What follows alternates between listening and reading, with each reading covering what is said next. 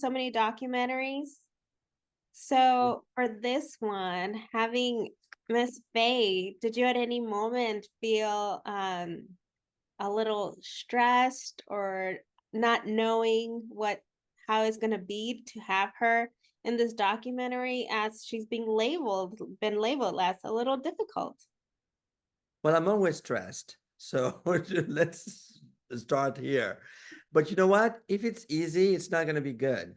So I really embrace the challenges.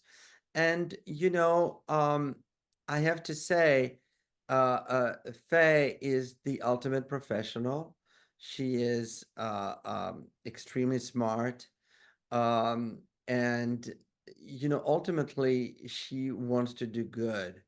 And the journey is difficult, but it would be for anyone putting themselves out there, to discuss one's life and challenges and all that.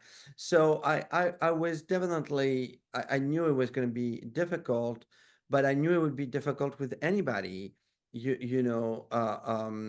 And yes, she has a reputation, and yes, I wanted that to be addressed right up front in the film. That's why I started it with the way it actually started, which was Faye being impatient. uh but at the end of the first 2 days of filming, she was so grateful and so gracious to everyone, that I knew we did good. And again, as I said, if it was easy, it wouldn't be good. I'd be doing a puff piece. So I knew it would be challenging, but that's what tells great story, hopefully, including hers. It was. And was it always the original idea to start with talking about her iconic photograph? Well, kind of and kind of not, because I was actually, even though I'm really well researched, I had never looked up the exact date at which that photo was taken. And it turned out it was on the date we were starting to film, but 45 years earlier. So it was kind of a weird thing, and so that confirmed that I should really start with that photo.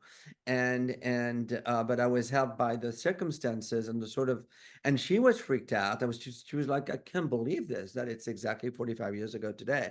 And because we were in New York, we're almost to the time, 45 years earlier. So that was a happy kind of accident, but also kind of a sign that, when something like this happens, you kind of trust that the universe is on your side somewhere.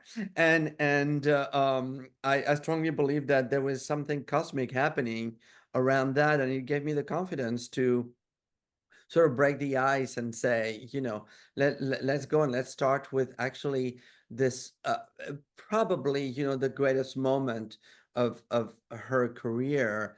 Not that Oscars is necessarily a must for everyone and is everything, but what summarized in that photo is really, on one hand, this immense moment of triumph after being nominated twice prior to that, and a well-earned Oscar for a very courageous performance that everybody told her she should never do this role, right?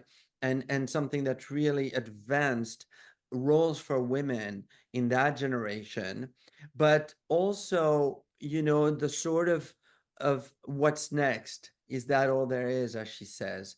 And at her feet, is this newspaper announcing that, of course, Peter Finch, who co-starred with her in Network, had passed away, and he got a posthumous Oscar. And so that's life, right? At her feet is real life, actually death. And yet there's like the star, meaning the dream that happens. And so you look at that picture and you get this sort of dichotomy between, you know, what uh, uh, uh, what stars are made of, and at the same time what life is made of. And I find that fascinating. It's interesting layers. if you freeze frame. So the documentary covers decades of her projects, and it's like we don't realize how much she has been through and how she's been through so much of Hollywood and films evolving. And were you at any moment like, whoa, like just when you're caught in the moment, you're like, as you're taking it all in, like you know who you're talking to, but like the big picture.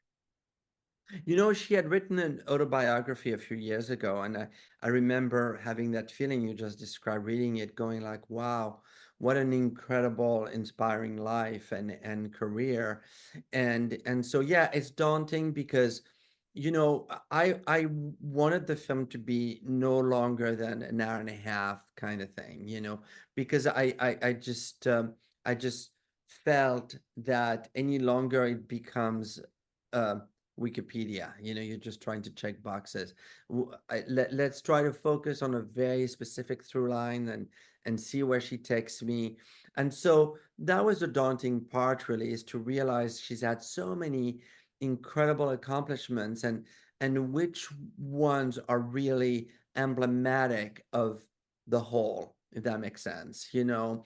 So really, truly, the focus of those first films, you know, with Bonnie and Chinatown and Network and even to Mommy Dearest, you know, you sort of get a very powerful uh, um, image of, you know, from being completely unknown to being a bigger star to actually making a film that nearly destroys you, you know, and then her comeback with something like Barfly.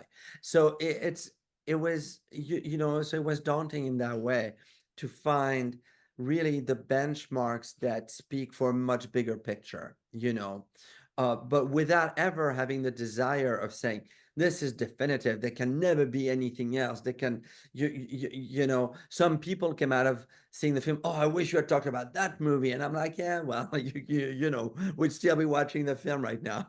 So it's, you know, it's a task and something I embrace, particularly during the editing. You know, I try to be very well prepared so that you know, I mean, she could have surprised me and said, I just want to talk about the Towering Inferno. I just want to talk about, you know, some movies. I would have been shocked, you know.